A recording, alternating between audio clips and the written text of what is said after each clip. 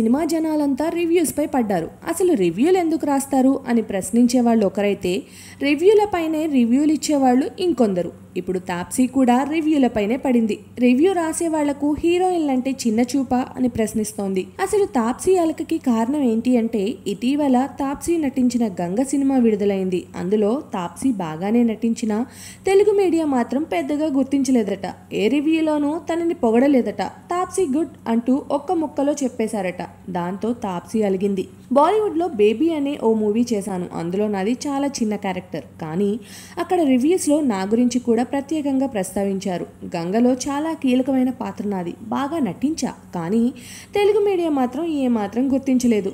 రివ్యూల్లో దర్శకుడు గురించి, హీరో గురించి, సంగీతం గురించి రాస్తారు. కానీ మమ్మల్ని మాత్రం పట్టించుకోరు అనేసింది.